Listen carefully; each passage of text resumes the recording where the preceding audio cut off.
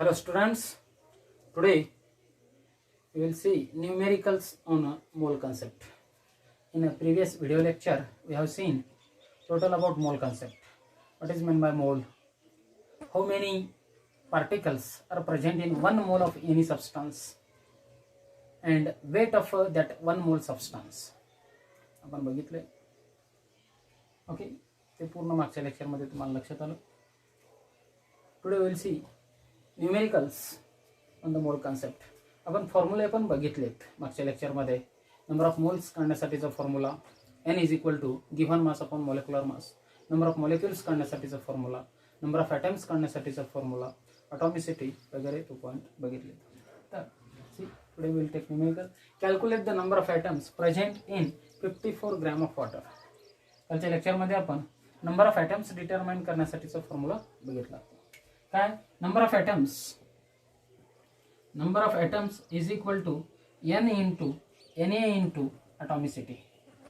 n into Na into atomicity. तर आता इथे गिव्हन मास दिले वॉटरचा, बरोबर आहे. त्याच्यावरून नंबर ऑफ मोल्स आपल्याला काढता आला पाहिजे. पहिल्यांदा आपण नंबर ऑफ मोल्स काढून घेऊयात, अटॉमिसिटी जाणून घेऊयात. त्यानंतर आपल्याला काय काढता येईल? Number of atoms present in 54 gram of water. 54 gram water आहे, त्याच्यामध्ये वेगवेगळ्या एलिमेंटचे ॲटम किती आहेत ते आपल्याला करायचे.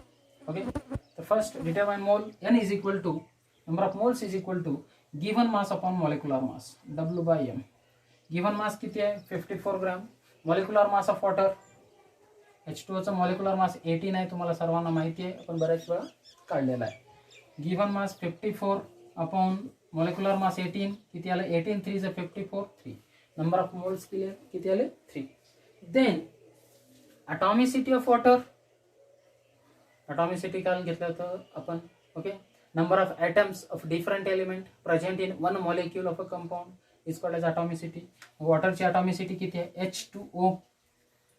किती नंबर ऑफ ॲटम्स आहेत? 3. 2 हायड्रोजनचे आणि 1 ऑक्सिजनचा, म्हणून अटॉमिसिटी किती आहे? 3. नंबर ऑफ मोल्स किती आले? 3. त्यावरनं तुम्हाला नंबर ऑफ ॲटम्स काढता येईल. ओके, नंबर ऑफ ॲटम्सचा फॉर्म्युला तुमच्या समोर आहे. ओके, नंबर ऑफ मोल्स काढले 3 आले. Na Avogadro number 6.023 into 10⁻23 into अटॉमिसिटी किती? 3. 3 इंटू 3 9 इंटू 6.023 इंटू 10⁻23. ओके, त्याला सॉल्व केला. 9 3 is 27 2 आले. 9 2 is 18 18 and 2 20 2 आले. 9 0 0 2 ला 2. 9 6 is 54 into 10⁻23. number of atoms present in 54 gram of water. it is 54.207 into 10⁻23 number of atoms present in 54 gram of water. याला तुम्हाला solve करायचं. आता यालाच आपण कसं लिहू शकतो? 54.207 into 10⁻23 ला एक पॉईंट इकडे सरकवला तर काय होतं? 10⁻24 होईल. तर 5.42 into 10⁻24 लिहू शकतो. यस, 5.42. एक पॉईंट इकडे लेफ्टला सरकवला आहे, पॉवर 1 वाढेल 24. 5.42 into 10⁻24 number of atoms present in 54 gram of water. ठीक आहे. त्यानंतर आता दुसरा न्यूमेरिकल आपण घेऊयात मोल कन्सेप्ट वरचंच. ओके, नंबर ऑफ ॲटम्स कसं काढायचं कळलं. काल आपण नंबर ऑफ मॉलिक्युल्स काढायचं पण बघितलं होतं. त्यानंतर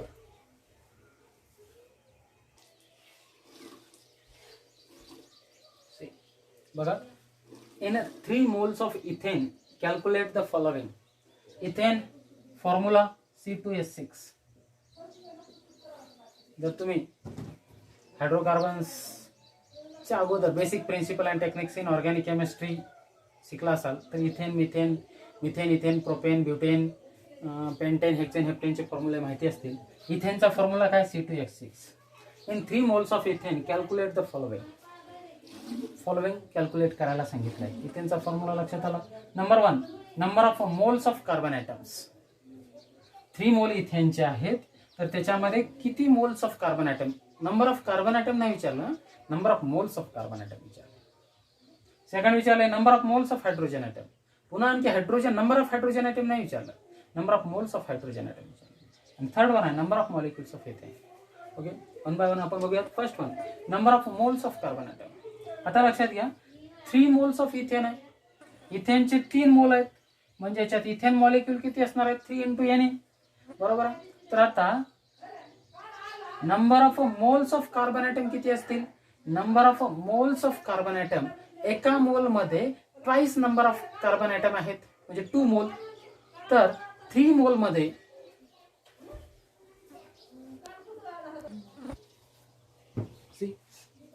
आपल्याला काय डिटरमाइन करायचे number of moles of carbon item.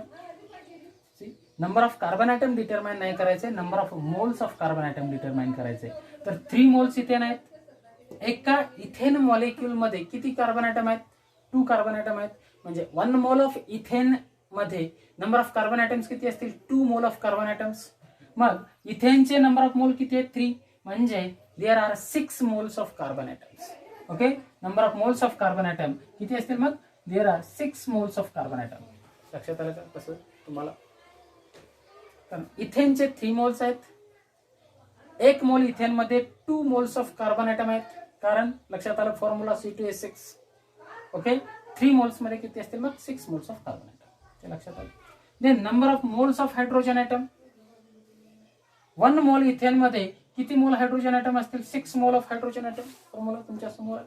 1 mole ethane मध्ये 6 मोल्स ऑफ हायड्रोजन ॲटम असतील कारण C2H6 फॉर्म्युला. मग 3 मोल्स ऑफ इथेन आहे आपल्याला. Number of moles of hydrogen atom किती होतील 3 × 6 18. 18 moles of hydrogen atoms are present in 3 moles of ethane. किती होईल 18 moles of hydrogen atoms. याच्या लक्षात तुम्हाला कसं काढायचं. ओके, फक्त कधी कधी विचारतात टोटल नंबर ऑफ ॲटम्स काढायला नाही विचारणार. Calculate the number of hydrogen atoms present in 60 gram of urea.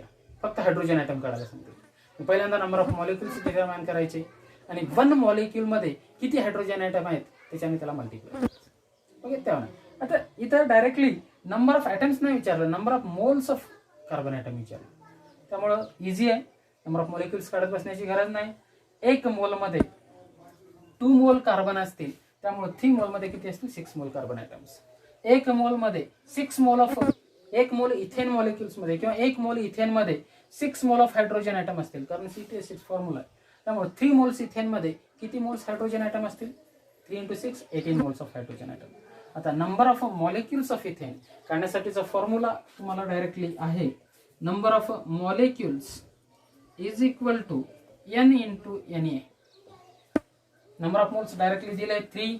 Na ची व्हॅल्यू 6.023 × 10⁻23 बरोबर आहे. 3 3 is 9, 3 2 is 6, 0 3 6 is 18, 18.069 into 10⁻23 number of molecules of ethane present in 3 moles of ethane.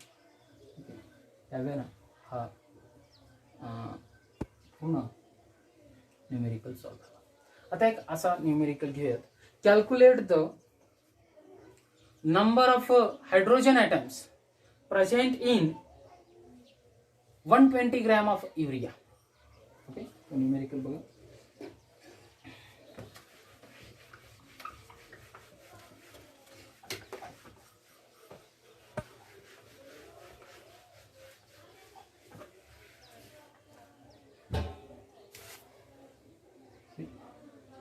Calculate the number of hydrogen atoms, only hydrogen, present in 120 gram of urea. युरियाचा formula NH2 C double bond O NH2. Okay, 120 gram दिले. पहिल्यांदा number of moles काढा युरियाचे, number of molecules काढा. And in 1 molecule of urea, how many hydrogen atoms are present? सांगा बरं. In 1 molecule of urea, there you have 4 hydrogen atoms. Okay, 2 इथे 2 इथे. हा युरियाचा फॉर्म्युला NH2CONH2. ओके, आणि त्या 4 न मल्टिप्लाय केलं की तुम्हाला येईल number of hydrogen atoms present in 120 gram of urea. Okay, काढूयात. पहिल्यांदा नंबर ऑफ मोल्स काढा. नंबर ऑफ मोल्स काढण्यासाठीचा formula given mass upon molecular mass. Given mass किती दिलं युरियाचं 120. मॉलिक्युलर मास किती होतं लवकर काढा. हायड्रोजनचं 2, नायट्रोजनचं 14, 16, कार्बनचं अटॉमिक मास 12 असतं. 16 प्लस 12 18 and 10 28 प्लस ऑक्सिजन 16 किती होतं ते 34 and 10 44 प्लस 14 44 प्लस 14 48 58 प्लस 2 60. या युरियाचं मॉलिक्युलर मास किती आहे 60. तुम्ही काढून बघा. ओके, तर गिवन मास आहे 120, मॉलिक्युलर मास आहे 60, नंबर ऑफ मोल्स किती आले 2. Number of moles of urea N is equal to 2. आता त्यानंतर काढा number of molecules. Number of molecules कसं काढता येईल. N इंटू Na बरोबर आहे. नंबर ऑफ मोल्स किती आले 2. 2 इंटू 6.023 इंटू 10⁻23 इतके नंबर ऑफ युरिया मॉलिक्युल्स असतील किती 120 ग्रॅम ऑफ युरियामध्ये. ओके, मग लगेच पुढे घेऊयात नंबर ऑफ हायड्रोजन ॲटम्स. याचं कॅल्क्युलेशन पुढे करता येतं. नंबर ऑफ हायड्रोजन ॲटम्स एवढे नंबर ऑफ काय आले molecules present in 120 gram of urea and in 1 molecule of urea there have 4 hydrogen atoms. मग एवढ्या नंबर ऑफ मॉलिक्युल्स मध्ये किती हायड्रोजन ॲटम असतात into 4. Number of hydrogen atoms is equal to 2 into 4 into 6.023 into 10⁻23. 2 4 8 8 into 6.023 into 10⁻23. 8 3 24 4 2 आले. 8 2 16 16 into 18 1 आले. 8 0 0 1 8 6 48. आलं लक्षात. Okay, तर number of hydrogen atoms present in 120 gram of urea are 48.184 into 10⁻23 और ह्यालाच असं लिहू शकतो आपण 4.8184 into 10⁻24. ओके, हा पॉइंट इकडे सरकवला की 1 ने पॉवर इन्क्रीज होतो. ओके, झालं ना. जर सेपरेट एखादी कोणते ॲटम्स जरी काढायला विचारलं आणि त्या कंपाऊंडचं वेट दिलं तरी तुम्हाला काढता येतं. ओके, त्यानंतर आणखीन महत्त्वाचा पॉईंट म्हणजे जेई आणि नीटच्या दृष्टिकोनातून number of protons and electrons present in काही देतील कुठलाही कंपाऊंड देतील त्याचं वेट देतील त्याच्यामध्ये नंबर ऑफ प्रोटॉन्स किती आहेत किंवा इलेक्ट्रॉन्स किती आहेत हे काढायला सांगतील. तशा पद्धतीचा एक न्यूमेरिकल आपण घेऊयात. ओके,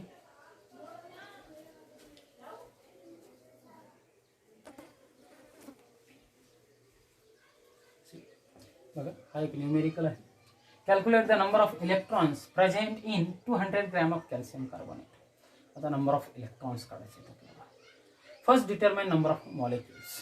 पहिल्यांदा नंबर ऑफ मॉलिक्युल्स डिटरमाइन करा अँड त्याच्यानंतर how many electrons present in 1 molecule of calcium carbonate किंवा कोणताही दुसरा कंपाऊंड असेल तर हाऊ मेनी इलेक्ट्रॉन्स और प्रोटॉन्स. तर प्रोटॉन विचारलं तर proton present in 1 molecule of that compound त्याच्याने त्याला मल्टिप्लाय करा.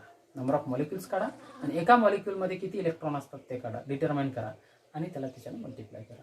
तुम्हाला काय भेटतील number of electrons present in कुठलंही देऊ द्यात. ओके, तेवढं amount of any compound substance किंवा कंपाऊंड असेल तर काढता येईल. ओके, पहिल्यांदा नंबर ऑफ मॉलिक्युल्स काढण्यासाठी काय काढण्याची गरज आहे नंबर ऑफ मोल्स काढण्याची गरज आहे. आपण पहिल्यांदा नंबर ऑफ मॉलिक्युल्स काढण्यासाठी त्याच्या अगोदर नंबर ऑफ मोल्स काढून घेऊयात. Number of moles N is equal to W by M given mass upon molecular mass. Calcium कार्बोनेटचा मॉलिक्युलर मास बघा गिवन मास किती आहे 200. ठीक आहे, मॉलिक्युलर मास किती येतं कॅल्शियमचा अटॉमिक नंबर आहे 20 अटॉमिक मास नंबर आहे 40 कॅल्शियमचा अटॉमिक मास नंबर 40 कार्बनचा 12 ऑक्सिजनचा हे 16 3 ऑक्सिजन आहेत 16 3 48. ओके, किती होईल हे 48 आहे 250 60 and 100. 100 is the molecular mass of calcium carbonate. Calcium कार्बोनेटचा मॉलिक्युलर मास किती 100. ओके, म्हणजे नंबर ऑफ मोल्स किती आले 2. Number of moles 2. आता नंबर ऑफ मॉलिक्युल्स काढा. नंबर ऑफ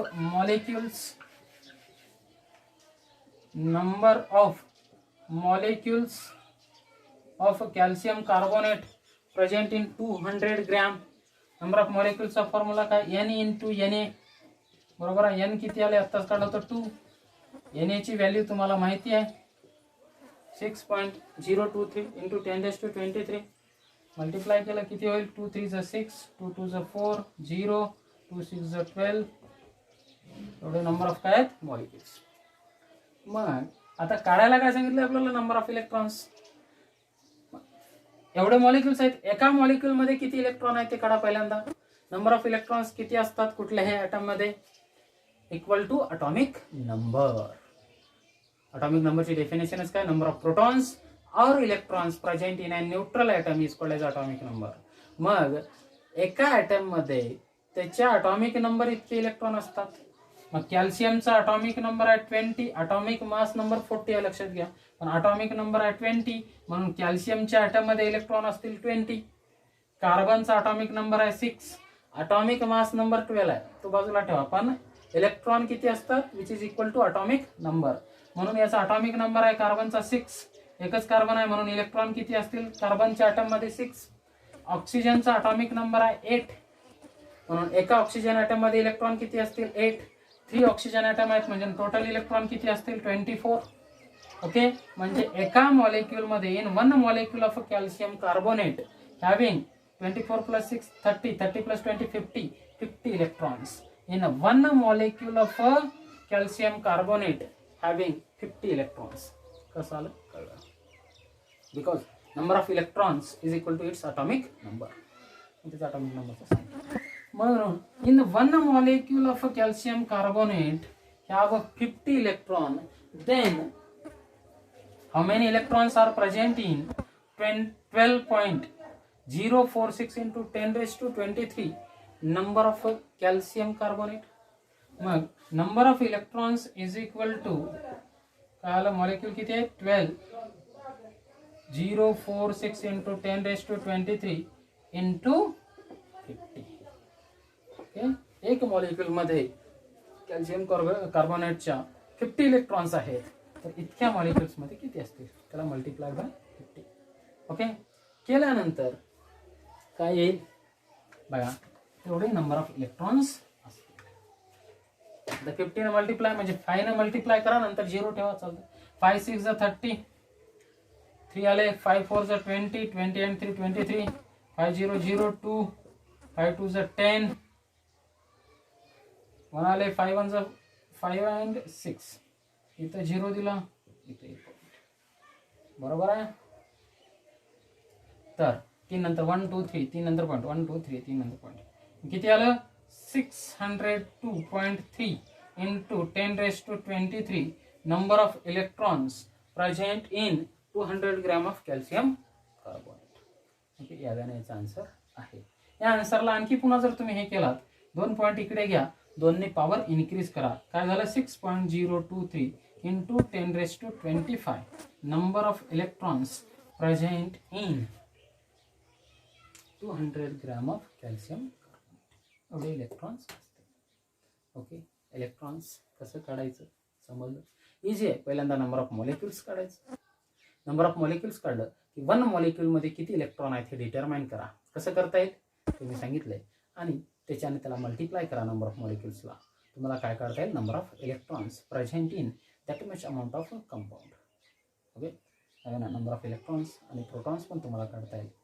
त्यानंतर आपण एक पॉईंट बघूयात जो की महत्त्वाचा आहे अवोगॅड्रोज लॉ. त्यानंतर नेक्स्ट लेक्चरमध्ये आपण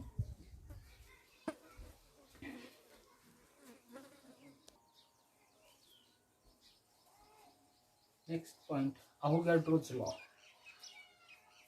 अवोगॅड्रोज लॉ काय आहे ते आपण बघूया. At the same condition of temperature and pressure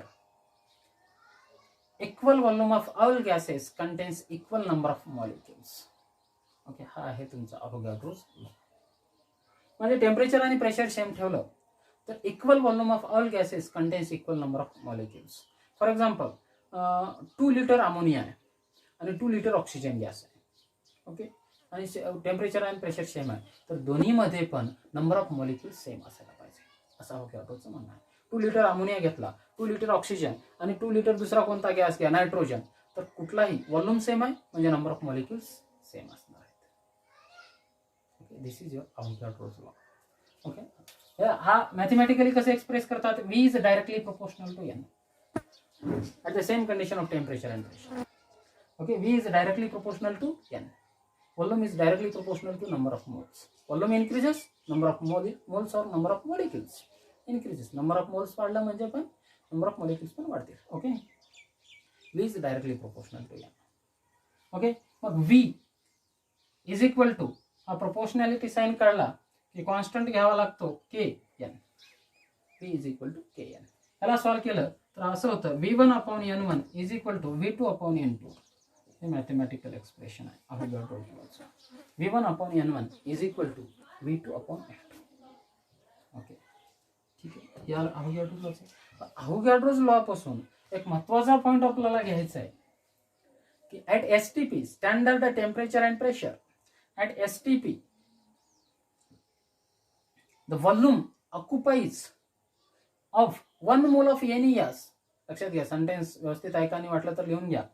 At STP or NTP, standard temperature and pressure or normal temperature and pressure, at STP or NTP, the volume of 1 mole of any gas is equal to 22.414 liter or decimeter cube. Litre म्हटलं काय, decimetre cube म्हटलं काय चालतं. तर एक मोल कोणताही gas, कोणताही राहू द्या, ammonia, hydrogen, oxygen, nitrogen, any gas at STP and or NTP occupies 22.414 liter volume. Okay, 1 mole of any gas